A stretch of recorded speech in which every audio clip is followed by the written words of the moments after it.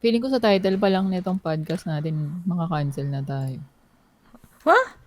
Bakit? Teka nga, Ewan double ko, check ko. Ano bang... tech era. Hindi, yung pronunciation lang. Baka sabihin, oh my God, ang bobo. Di It's ba era, era? like Eras Era Tour. ba? Era ba? Hindi Di ko ba alam, era? dude. Gago, Huh? Alam ko new din era. era. New Alam ko din era era. university. Di ba? New era. Paano yung kay Taylor Swift? Era. Ewan ko. O, diba? Well, O, iba ba yung era sa era lang? Oh ewan my ko. God. Era. Lumalabas mo ka, bobo ah. Wala akong care. Bayaan mo na.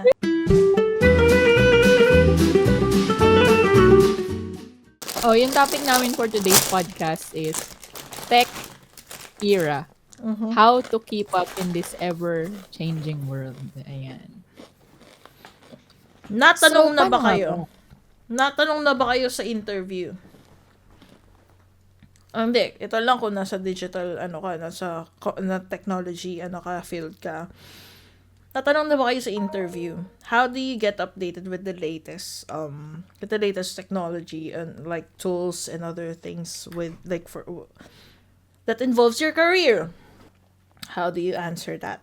Gago ako, never pa naman ako tinanong only because inuunahan ko na sila. Buti talaga hindi ako locally employed. Nagpapanggap ako na nagbabasa ako ng mga articles sa LinkedIn, ganyan. Oy, pero to be fair, Totoo naman. lagi ako nasa LinkedIn ha. May mga articles. Nagbabasa ako pero hindi yun talagang career na parang, oh my God, anong bago sa QA work? So, Walang ano to? ganun, girl. Ano lang yun? Parang yung key terms lang. Oh, exactly. Like, kunwari may bagong tech, ganyan. Okay, yun pala yun. Pero hindi ko inaaralin. Naalamin ko lang in case matanong. Ganon. Ako naman. Girl, Ano asa ba? ka naman? Diyos ko, ako pa ba? Ako naman, for the Gusto ko nga past 3 mamundok. years na employed ako. Parang hindi rin ako nagtitingin sa LinkedIn. Parang nagtitingin lang ako sa LinkedIn pag may lang ako, ang tawag doon? May sinustock akong bagong may sinustock akong bagong tao. May nakita ako sa Facebook na nakabatch ko Yan. before or mga dati ko katrabaho tapos may something. Tapos, uy, ano bang work na nito? Napag ko siya sa LinkedIn. Tapos, yun na yung work niya. So, yun, ganon. So, paano mo sinasagot yung tanong na yan kung natanong ka na nun? Well, dahil nga ako ay unemployed, I'm always in LinkedIn. Pero sinasabi ko sa kanila, I am actually a member of sabi ko sa kanya, I'm not a member. I'm not really a member, a paying member, but I follow Ministry of Testing. Yeah! Sa LinkedIn, follow lang. Wala naman sinabi nagbabasa. Sabi ko, I follow them. And then, syempre, nagpa-MM ako na, like the latest technology that was released probably just a month ago, which is like, gumaganon ako. Yeah! Sabi ko, yung Vibium. Sabi ko, ginaganon ko sila. Pero, what is the best way to actually, get updated? Keep up, ganon. I mean, like parang like 2 years ago, I was, nagko-code ako syempre ang alam ko, lumang C#.net pa. Tapos may bagong way na pala ng ng switch statements. Yung, .net, which is better. Paano nila nalaman yun? Well, nagbabasa sila ng mga articles, like Medium and other things. Nagbabasa sila ng... Medium. Pero, ako, I'm using them. I'm using them. I let them peer review my work. That's Tapos nice, pag pini-peer review nila and then may alam silang bago, they let me know. Pero, yeah. that's what's good with, with the AI technology nowadays. Kasi, you could ask for better, you could ask for better way of actually doing things with, though, ayun pa rin yung, andun pa rin yung kailangan mong maglagay ng tweaks. You still need to know how to do things. Pero, andun yung parang pinaka-main bit niya. So, oh my God, wait lang. Magandang topic yan, AI. Natin ipasok dito. AI. Yeah. Lalo Ayan. na yung mga yung mga LLM ba yun? LLM? Ano yun? Ah, LLM? LLM meaning. Ayan, large language model. So, Mm. may mga ang tawag doon, katulad nung, kunwari sa Copilot. Pwedeng integrated na si Copilot sa 'di ba? Sa Mm. Visual Studio. Tapos maa-access niya yung pinaka-library mo.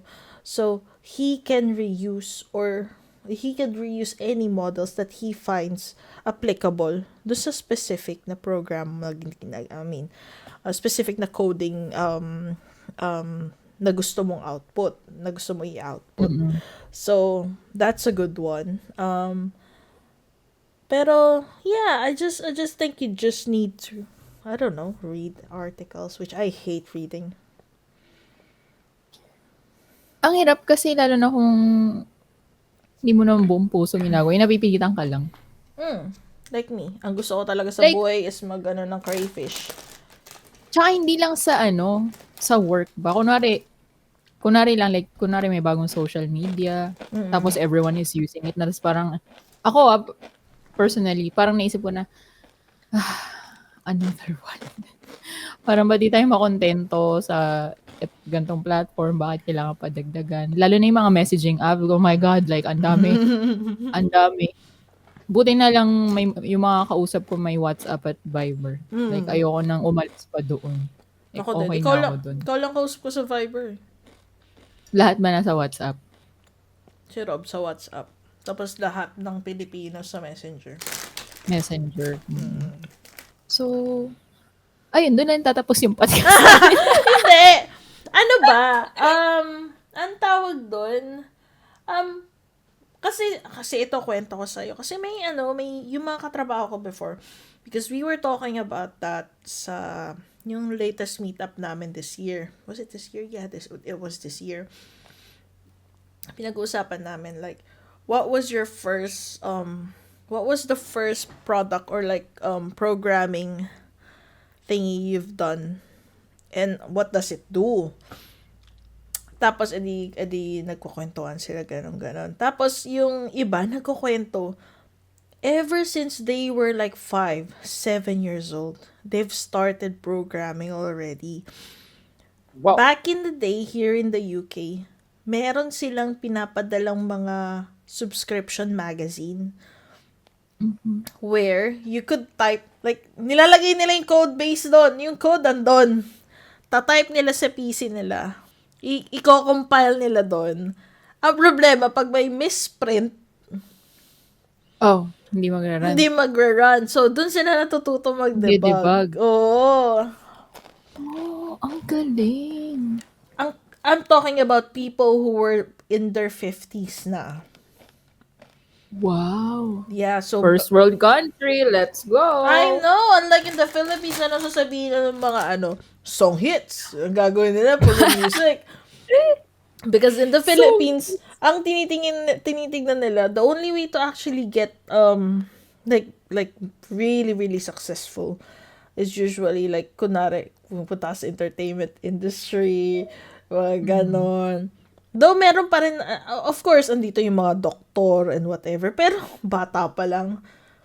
They wouldn't really force the kid to actually. Ang galing naman dyan. I know, pero I don't see myself doing that. Kasi hindi yan yung kinalakihan. Sa bagay. Gusto nga Amazing lang, no? May farm na lang. Ha?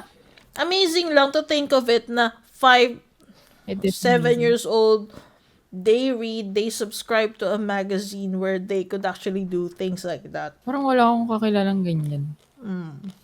May magazine ba sa atin before? Diaryo. Cosmo. Cosmopolitan. Well, nung kid ako, ano ba yung binibili? K-Zone. Yes. K-Zone. K-Zone. Candy Mag. Hindi ako nagki-Candy Mag. Excuse me. Sila Maxine Magalona pa nun yung mga Yan eh, kaya kita mo, ganito tayo ngayon. Buisit. Pero yun, I mean, the difference on the country and Oo, status no? Totoo. back then. That is how they actually, so probably as of now, that's why they still read like articles and such things. And now, before dun sa company namin, we have these, alam mo to, we've been here, I've been here a couple of times, brown bag session, tangina. Alam mo pa, salamat ako walang ganyan dito. Because Lagi ako mag-believe pag ganun, guys. like I think every quarter I have to think about what to actually it doesn't have to be work related, pero ang dami sa kanila gusto nila work related lang talaga yung sinasabi nila. Talaga? Ako lang yung parang pag nakikita nila, si Danica na pahinga, ganon. Oo, kasi yun, di ba yung mga Pressure naman.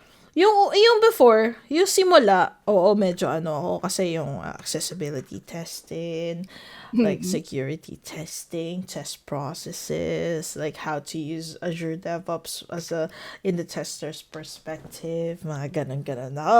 Ganun-ganun yung mga ko mga bina-brown bag session ko. Nung kilalaunan na, non-work related na. May time ako doon na sabi ko, how to, ang tawag doon, why you should visit the Philippines. Mga ganun, kumukultural aspect na po ako. Tapos, nagtuturo na ako ng Natapos Nihongo. na yung pagpapanggap. Natapos na yung pagpapanggap ko. Tapos, nagtuturo na ako ng Nihongo. Mga ganun. Wow. Oo, nagturo ako ng yung mga kanji characters sa kanila. Like, what it represents. Ganun. So, ayun. Interesado sila. Dami mga tanong. Tapos, nagturo pa ako sa kanila para mag-diagnose ng sasakyan. Mga ganun. Mga ganun. Pahinga talaga yun, pag sa'yo. Pahinga. Tapos, mga sila, mga nakikinig. Siguro kasi like they find it interesting na parang, oh my God, parang iba to. Tapos yung trivia ko pa, sabi ko sa kanila, marunong mag-diagnose sa sasakyan. Pero, di ako marunong mag-drive. Sabi ko sa kanila, tawa sila dun. So, ayun. Pero, honestly, kung hindi ako sa tech nag-work, most likely wala din akong pakialam talaga. Most likely. Syempre, yun yung livelihood mo Ayun na nga. Pero, like, hindi ako mag-effort talaga na parang, yung bagong social media, parang, girl, makontento ka, dito na tayo nag-uusap, please lang. Ayaw na mag-adjust. Pero, ang hirap kasi pag nasa tech ka kasi nag-work, parang, syempre, pag-uusapan niya, tapos parang ikaw, ano yun? Nakakahiya. Oh, that's true. Oo nga, buti na lang yung mga kasama ko walang pakialam. Char. Hindi ka sure. Yung mga lead ko naman, he is really good at teaching others, like, a proper way, better way to do things. So, mas okay na yung ganun actually. Like, para sa mga tamad na kagaya natin. Gusto ko yung pinapwersa sa akin yung information. Oo, yung may nag-impart na lang sa'yo na kahit ayaw mo, parang, sige. Ganun pa ako dati, I don't wanna hear it. Gumaganon pa ako sa kanya. Ganun pa ako. Pero ginagamit ko kasi nilagay niya pag nagpi-peer review siya sa akin.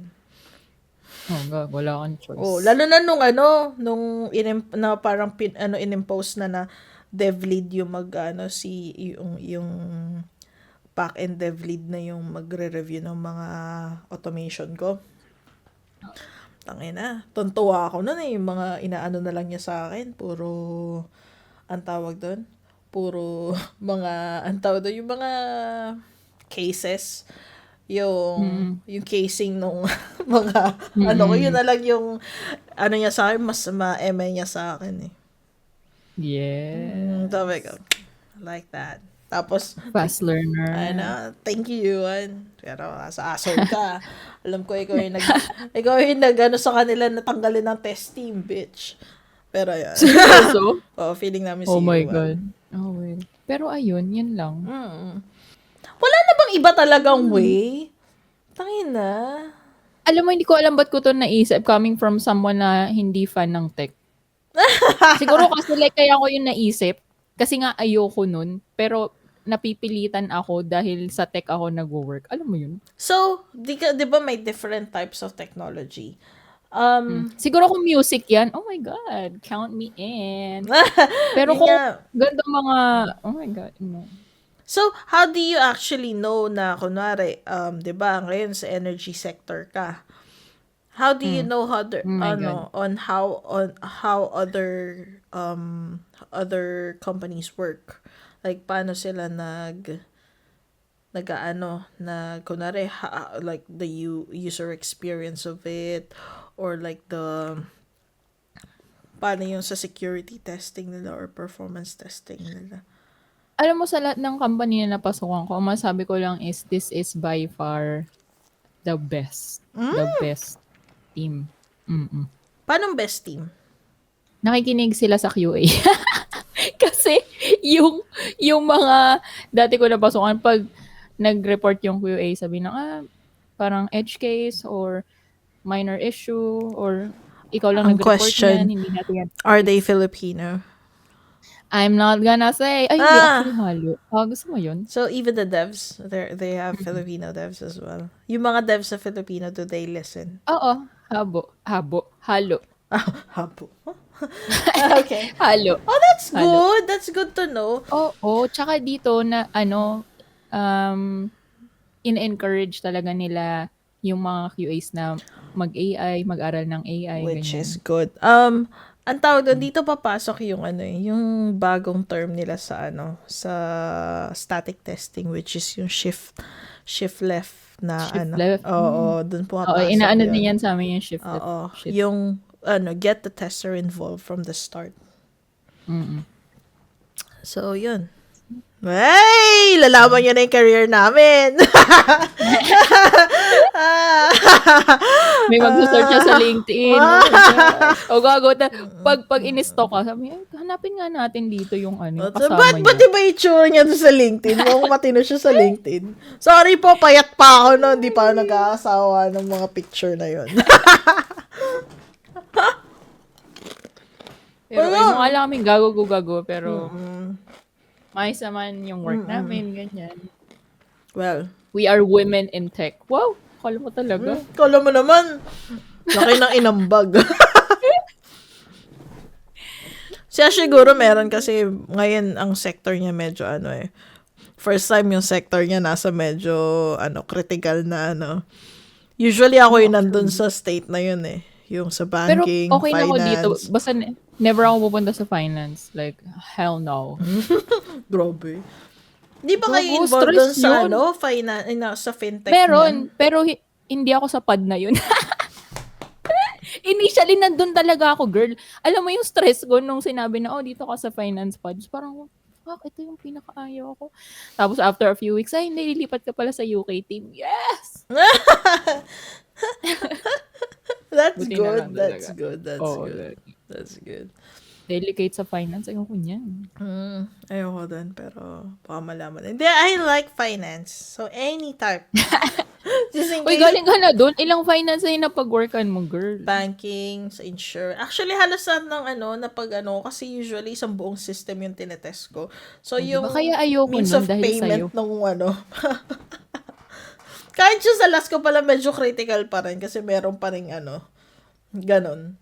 Kasi ako pa yung nag-set up ng nila ng subscription ang tawag ng configuration nung test test environment namin. So yun. So, malalaman natin kung anong next na mo. We'll see. Kung Sana saan sector ka. ang gusto ko kalma lang. Pero interesado ako sa blockchain. Alam mo, Labo. ako din. Hoy, totoo. Ako din. Interesado ako sa blockchain. Kasi never ko pa, alam kong siya, komplikado siya. Pero I wanna know more about it. So, ayun. Madami akong ina-applyan na mas seryoso ako mag-apply sa kanila pag blockchain yung Ito kasi yung parang, crypto. Ay, ano ba? gusto ko talaga. Para siyang niche, masasabi mo, yung blockchain. Not everyone knows how to test, how to develop. Isa pang gusto ko, ito isa, kung hindi blockchain, gusto kong mag-try ng gaming. Blah. Gaming sa gambling. Sa gambling. Yes, gusto ko sa gambling. Mga casino shit. Oo, I want to. Parang maganda. Hindi kasi madami dito sa app lang. Download ka ng app and you can do spins within the app. You could... Yari ka talaga pag magkamali ka ng test doon tapos nanalo yung player. Thank you, Kalma lang daw, pero yun yung mga pinagsasabi sa akin ng lokong to. Ay, naku, tangay nang yan. Hindi ko na alam kung anong magandang industry. So, yung pipindot-pindot na lang pala ako. Oh, well, we'll see kung anong mapapadpadan ni Danica ngayon na industry. Yun lang naman laging selling point ko. I've been in different industry and I didn't have a hard time moving towards it. So, sabi ko, kunin nyo habang free ako.